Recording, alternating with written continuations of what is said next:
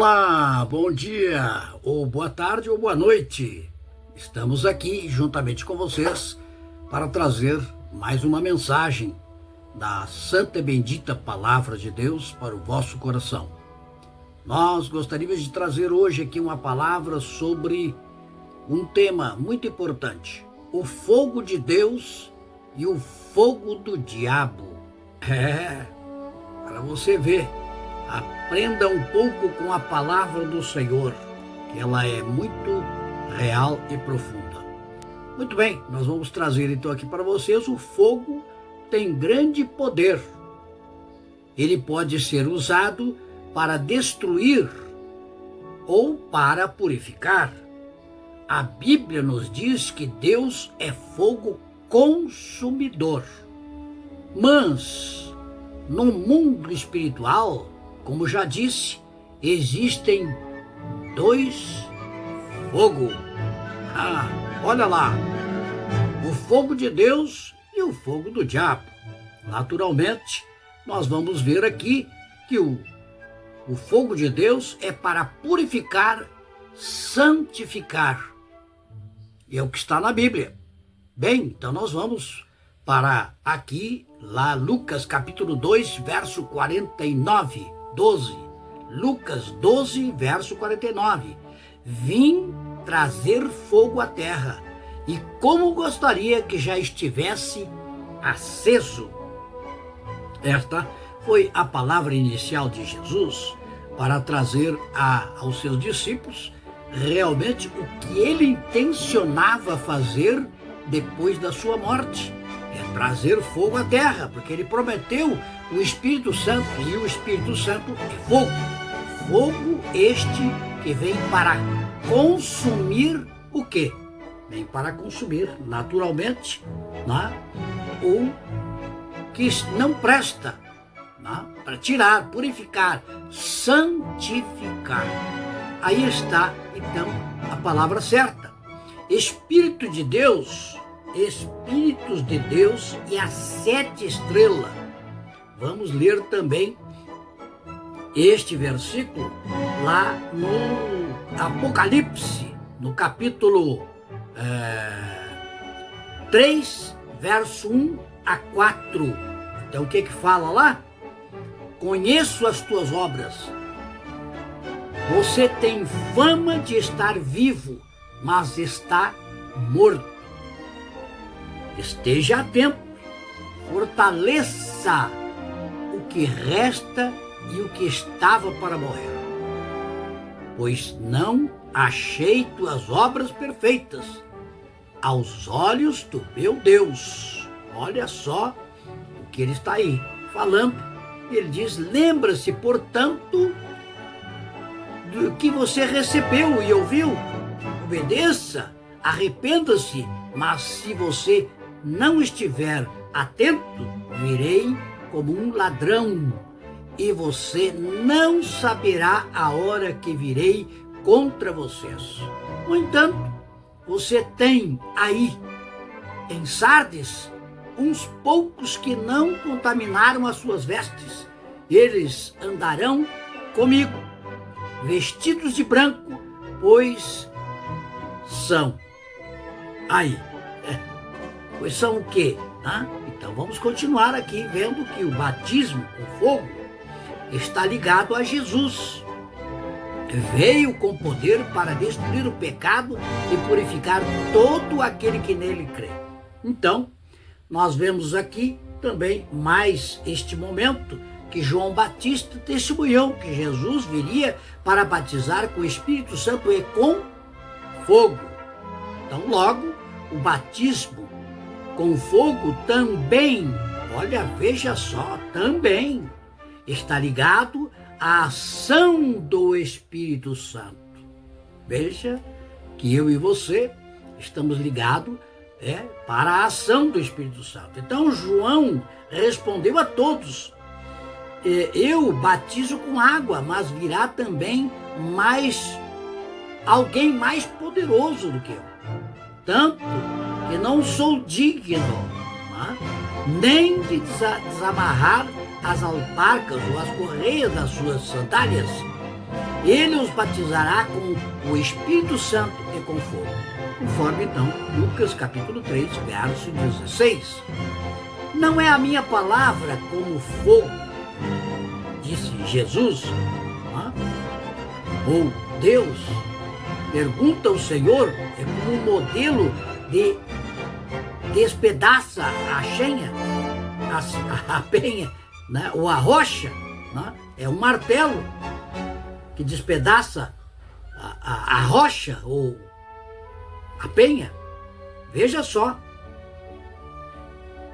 não é minha palavra um fogo? Perguntou o Senhor para quem? Para Jeremias, capítulo 23, verso 29. Então veja vocês que Deus está falando aqui muito além do que nós podemos imaginar. Tá? Então vamos mais adiante, vamos ver aqui o que diz, né? Além de Jeremias 23, 29, vamos ver aqui que lá o Atos dos Apóstolos, capítulo 2, verso 3, diz: e viram que parecia línguas de fogo que se separavam e pousavam, né? E pousaram sobre cada um deles. Então, aí nós estamos vendo um momento em que Deus, né, está se revelando, né, para que o seu Espírito Santo fosse revelado de uma forma diferente. Né? Então, nós vemos também lá em Êxodo, capítulo 3, 2, que diz: ali o anjo do Senhor lhe apareceu numa chama de fogo que saía do meio de uma sarça. Moisés viu que, embora a sarça estivesse em chamas, ela não consumia pelo fogo, não era consumida pelo fogo. A mesma forma é quando o fogo entrou nos seus discípulos, eles não eram consumidos, não eram queimados, mas eles estavam falando em línguas estranhas. Ora, que línguas estranhas são essas? Né? Pode ser, naturalmente, línguas, né, do mundo todo afora que nós ouvimos: inglês, francês, espanhol, japonês e aí por diante. Porém, estavam ali muitos de outras regiões que tinham o seu falar diferente dos judeus, né? O hebraico, né? O aramaico, enfim. Ali estavam e ouviram falar nas suas línguas paternas. Então, veja que o fogo molda-se ao momento, à hora e o instante. Então, meus queridos, a língua dos anjos também. Vocês já ouviram a língua dos anjos? Bem, se você ainda não ouviu, preste atenção. Quem sabe em algum estudo sobre dons espirituais e dons de língua. Veja que nós estamos falando aqui sobre este fogo, que é um fogo do Espírito Santo, que vem para consumir, né, tudo, né? Porém, não consuma nada material, mas sim no mundo espiritual. Bom, lá em Êxodo capítulo 13, 21, diz: durante o dia o Senhor ia diante deles como coluna de nuvem, né, para guiá-los no caminho, e de noite uma coluna de fogo para iluminá-los. Assim podiam caminhar de dia e de noite. Então esta coluna de fogo à noite é o Espírito Santo que estava guiando eles. Hoje, se você estiver cheio do Espírito Santo, com o fogo do Espírito Santo, você vai ser guiado. Você vai ser naturalmente guiado e vai ouvir as mensagens do Espírito Santo para que você possa ser guiado. Agora nós vamos falar do fogo profano. Vamos falar do fogo profano. Então, Nebade e Abiú, filhos de Arão, pegaram cada um em seus incensários, nos quais acenderam fogo. acrescentaram incenso e trouxeram fogo profano perante o Senhor, sem que tivessem sido autorizados. Veja, o fogo profano também pode vir numa mente cauterizada, numa mente pecaminosa, tá? E aí então transmite algo que não é de Deus, que Deus não falou, não mandou, não autorizou. E aí então está o grande perigo, tá, de se ter um fogo profano. Bem, o diabo também excita as pessoas ao erro. Ele excitou a Eva e Adão. Tá? Ele sabe fantasiar tudo. Ele sabe fantasiar tudo. O que significa fogo estranho diante de Deus? Fogo estranho é a expressão bíblica utilizada para indicar o tipo de fogo trazido pelos dois sacerdotes e que foi rejeitado pelo Senhor, conforme lá Levítico 10, 1-3. A Bíblia diz que Nadab e Abiú trouxeram fogo estranho diante de Deus e acabaram sendo consumidos. Veja que não é muito fácil tratar com Deus, né, de forma estranha, de forma de não pensar, não meditar. Será que esta é a vontade de Deus?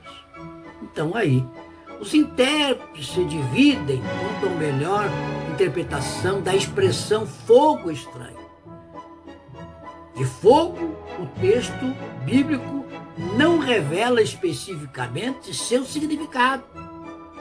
Aqui vale ressaltar que as duas pessoas envolvidas naquele episódio, Nadab e Abiú, tinham sido instruídos por Deus acerca de como proceder na ministração das cerimônias, ou das cerimônias que faziam parte do culto do tabernáculo.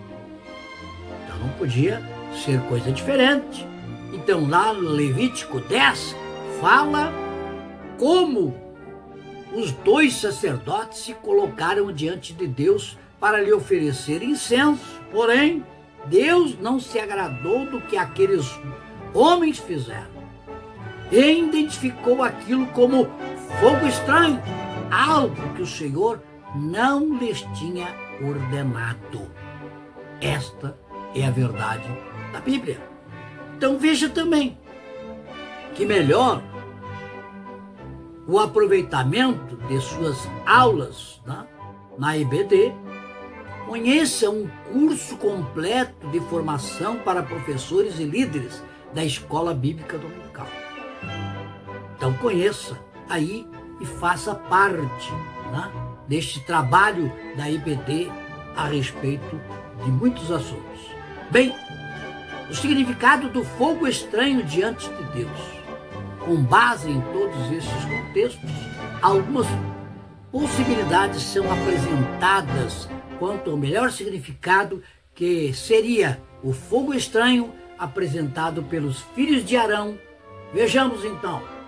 Em primeiro lugar, a expressão fogo estranho pode se referir a um modo ilícito, né, que os dois sacerdotes apresentaram o incenso a Deus.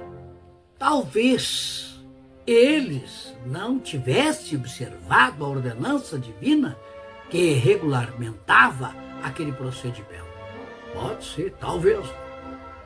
Deus havia prescrito o tipo de incenso correto que deveria ser oferecido. O proibido qualquer tipo de incenso estranho.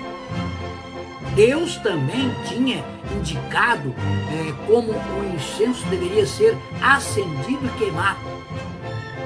Lá em Êxodo, capítulo 30, verso 37. Bom, então o incenso deveria ser queimado continuamente. De manhã e de tarde, as brasas para acender o incenso deveriam vir do próprio altar.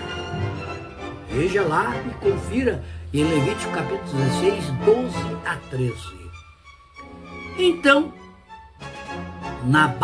Nadab e Abiú porém, podem ter utilizado, né, incenso errado, ou mesmo usado incensários inadequados, ou ainda acendido o incensário com brasas do fogo de outra fonte, e não do altar.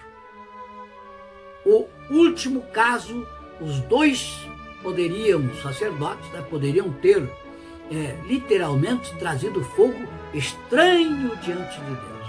Então, em segundo lugar, os dois filhos de Arão podem ter adotado uma prática que não havia sido prescrita.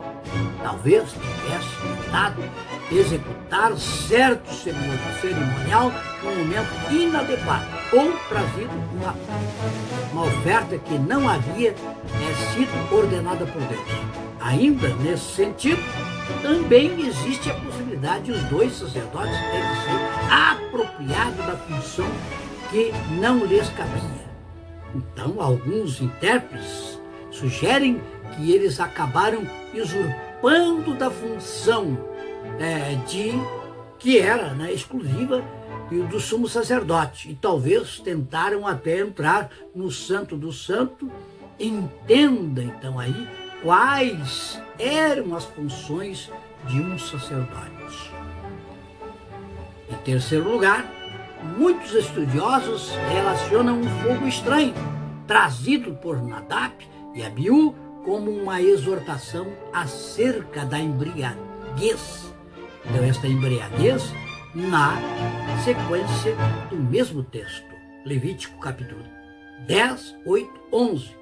Então pode ser que os dois homens tenham entrado diante da presença do Senhor embriagados. Independentemente do que a expressão fogo estranho possa significar literalmente naquele contexto, fica evidente que a ideia principal transmitida por eles, ou por ela indicada, né, a profanação do culto ao Senhor. Você sabia disso? Não sabia? Então, fique sabendo agora que o fogo de Deus, há um fogo que é de Deus e um fogo que é do diabo. Que Deus os abençoe ricamente. Fique na paz do Senhor Jesus. E eu digo, curta os nossos vídeos, deixe o seu like, ou se inscreva aqui e compartilhe os nossos vídeos. Que Deus os abençoe na rica paz do Senhor Jesus Cristo, que eu digo com humildade sempre, e até